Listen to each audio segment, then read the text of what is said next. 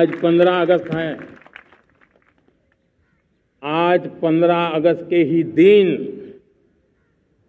मेरे देश के युवाओं के लिए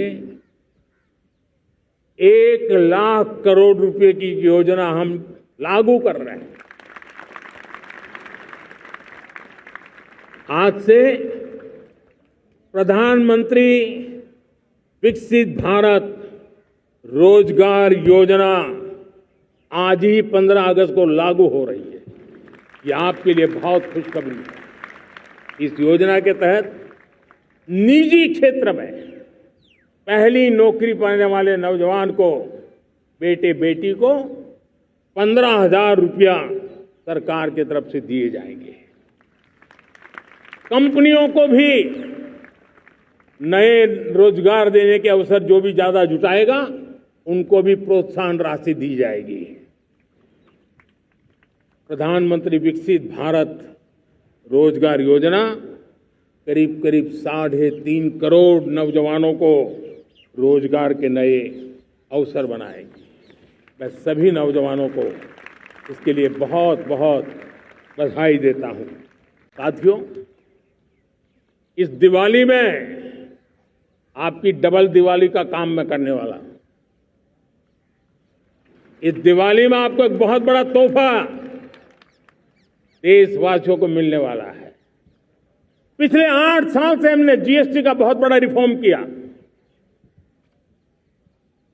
पूरे देश में टैक्स के बर्डन को कम किया, टैक्स की व्यवस्थाओं को सरल किया और 8 साल के बाद समय की मांग है कि हम एक बार उसको रिव्यू करें। हमने एक हाई पावर कमेटी को बिठा करके रिव्यू शुरू किया, राज्यों से भी विचार विमर्श किया और मेरे प्यारे देशवासियों, हम नेक्स्ट जनरेशन जीएसटी रिफॉर्म्स लेकर के आ रहे हैं। ये दिवाली के अंदर आपके लिए तोहफा बन जाएंगे। सामान्य मानवीय की जरूरतों के टैक्स भारी मात्रा में कम कर दिए जाएंगे। बहुत बड़ी सुविधा बढ़ेगी। हमारे एमएसएमई, हमारे लघु उद्यमी, इनको बहुत बड़ा लाभ मिलेगा। रोजमर्रा की चीजें बहुत सस्ती हो जाएगी और उससे इकोनॉमी को भी एक नया बल मिलने वाला है। जब युद्ध के मैदान में टेक्नोलॉजी का विस्तार हो रहा है, टेक्नोलॉजी हावी हो रही है, तब राष्ट्र की रक्षा के लिए, देश के नागरिकों की सुरक्षा के लिए हमने जो आज महारत पाई है, वो महारत का और विस्तार करने की जरूरत है। हमने आज जो महारत पाई है उसको लगातार अपग्रेडेड करते रहने की आवश्यकता है। और इसलिए साथियों, मैंने एक संकल्प लिया है। मुझे आपके आशीर्वाद चाहिए, कोटि कोटि देशवासियों के आशीर्वाद चाहिए, क्योंकि समृद्धि कितनी ही क्यों न हो, अगर सुरक्षा के प्रति उदासीनता बरतते हैं तो समृद्धि भी किसी काम की नहीं रहती। और इसलिए सुरक्षा का महत्व बहुत बड़ा है। और इसलिए मैं आज लाल किले की प्राचीर से कह रहा हूं, आने वाले 10 साल में 2035 तक राष्ट्र के सभी महत्वपूर्ण स्थलों, जिनमें सामरिक के साथ साथ सिविलियन क्षेत्र भी शामिल है,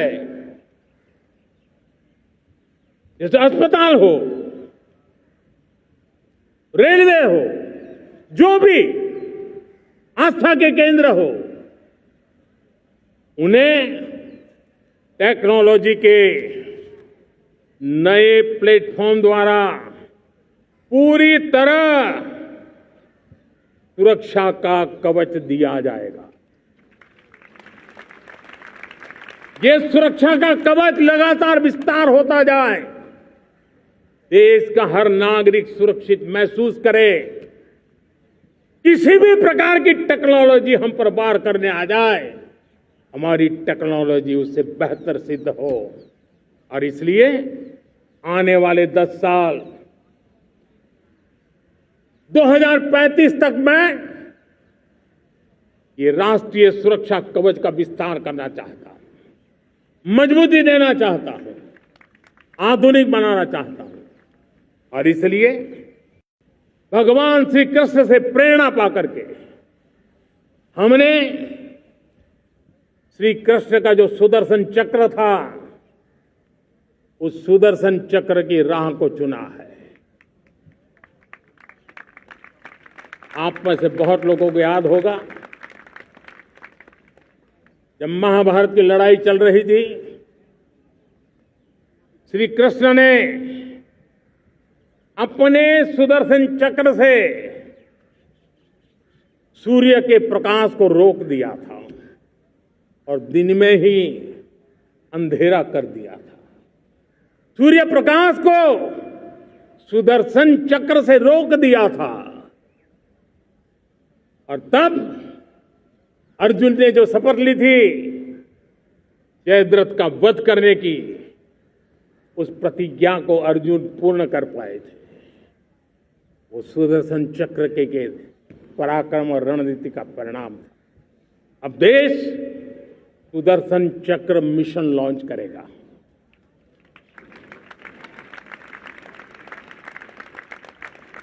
ये मिशन सुदर्शन चक्र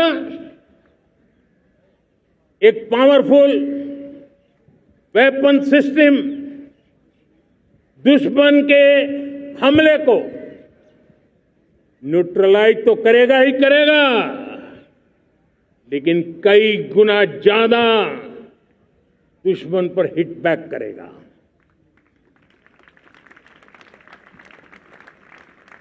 हमने भारत के इस मिशन सुदर्शन चक्र के लिए कुछ मूलभूत बातें भी तय की है। आने वाले 10 सालों में हम उसको प्रखरता से आगे बढ़ाना चाहते हैं। एक तो ये पूरी आधुनिक सिस्टम, इसके लिए रिसर्च, डेवलपमेंट, उसकी मैन्युफैक्चरिंग हमारे देश में ही हो, हमारे देश के नौजवानों के टैलेंट से हो, हमारे देश के लोगों के द्वारा बनी। दूसरा, एक ऐसी व्यवस्था होगी जो वॉरफेयर के हिसाब से भविष्य में क्या क्या संभावनाएं हैं, उसका हिसाब किताब लगा करके +1 की स्ट्रेटेजी वर्कआउट करेगी। और तीसरा, सुदर्शन चक्र की एक ताकत थी, वो बहुत ही प्रिसाइज, जहां जाना था वहीं जाता था और वापस श्री कृष्ण के पास लौट के आता था। हम इस सुदर्शन चक्र के द्वारा भी टारगेटेड प्रिसाइज एक्शन के लिए भी व्यवस्था को विकसित करने की दिशा में आगे बढ़ेंगे। और इसलिए युद्ध के बदलते तौर तरीकों में राष्ट्र की सुरक्षा, नागरिकों की सुरक्षा के लिए मैं बड़े प्रतिबद्धता के साथ इस कार्य को आगे बढ़ाने के लिए वचन देता हूं।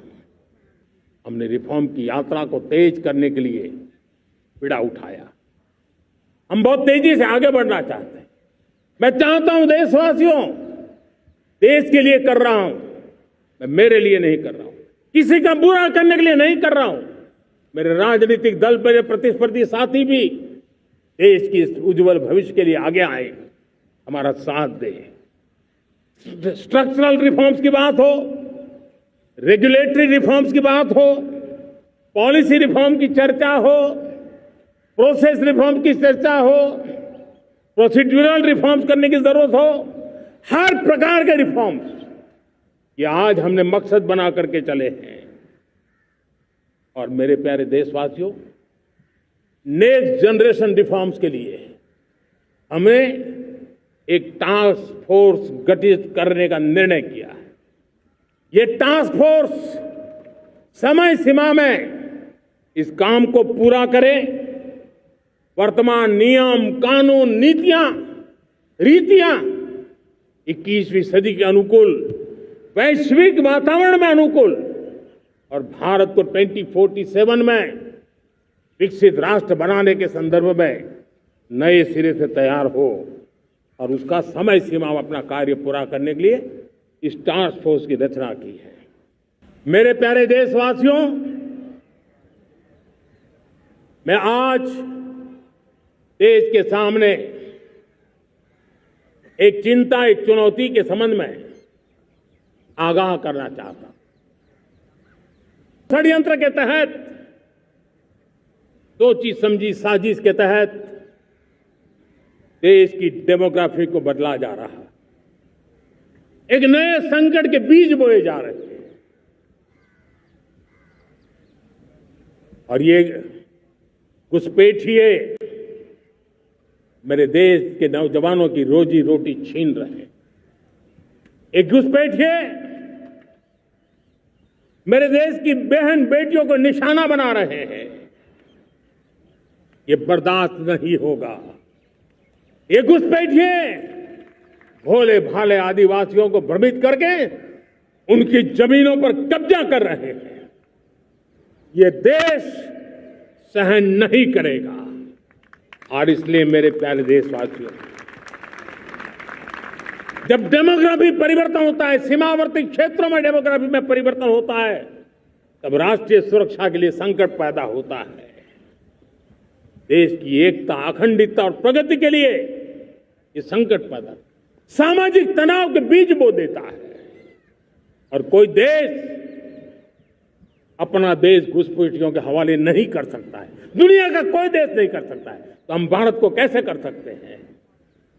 हमारे पूर्वजों ने त्याग और बलिदान से आजादी पाई है, हमें स्वतंत्र भारत दिया है। उन महापुरुषों के प्रति हमारा कर्तव्य है कि हम हमारे देश में ऐसी हरकतों को स्वीकार न करें। उनकी सच्ची श्रद्धांजलि होगी। और इसलिए मैं आज लाल किले की प्राचीर से कहना चाहता हूं, हमने एक हाई पावर्ड डेमोग्राफी मिशन शुरू करने का निर्णय किया है।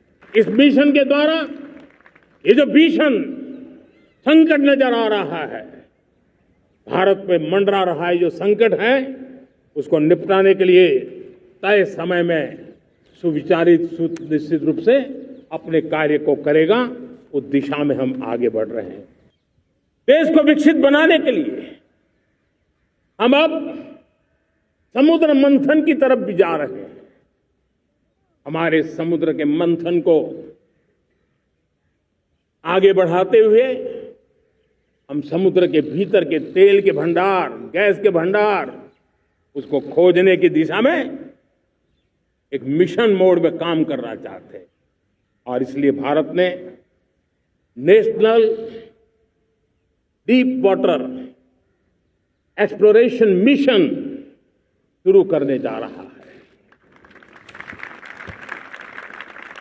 ये ऊर्जा इंडिपेंडेंट बनने के लिए ये हमारी महत्वपूर्ण घोषणा है।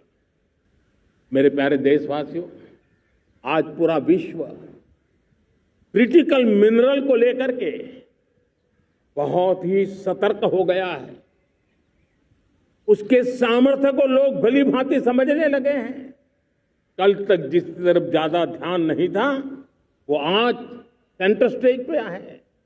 हमारे लिए भी क्रिटिकल मिनरल्स में आत्मनिर्भरता बहुत अनिवार्य है। एनर्जी का सेक्टर हो, इंडस्ट्री का सेक्टर हो, रक्षा क्षेत्र हो, टेक्नोलॉजी के हर क्षेत्र हो, आज क्रिटिकल मिनरल्स की टेक्नोलॉजी के अंदर बहुत अहम भूमिका है। और इसलिए नेशनल क्रिटिकल मिशन हमने लॉन्च किया है। 1200 से अधिक स्थानों पर खोज का अभियान चल रहा है और हम क्रिटिकल मिनरल में भी आत्मनिर्भर बनने की दिशा में आगे बढ़ रहे हैं। ऊर्जा के क्षेत्रों को ध्यान में रख करके भारत न्यूक्लियर एनर्जी पर भी बहुत बड़े इनिशिएटिव ले रहा है। न्यूक्लियर एनर्जी में 10 नए न्यूक्लियर रिएक्टर तेजी से काम कर रहे हैं। 2047 तक क्योंकि हमने विकसित भारत का लक्ष्य तय किया है। जब देश की आजादी के 100 साल होंगे, हम परमाणु ऊर्जा क्षमता 10 गुना से भी अधिक बढ़ाने का संकल्प लेकर के आगे बढ़ रहे हैं। आज मेरा लाल किले की प्राचीर से मेरे देश के युवा वैज्ञानिकों को, मेरे टैलेंटेड यूथ को, मेरे इंजीनियर्स को और प्रोफेशनल्स को और सरकार के हर विभागों को भी मेरा आह्वान है, क्या हमारा अपना made in India fighter jets के लिए जेट इंजन हमारा होना चाहिए कि नहीं होना चाहिए?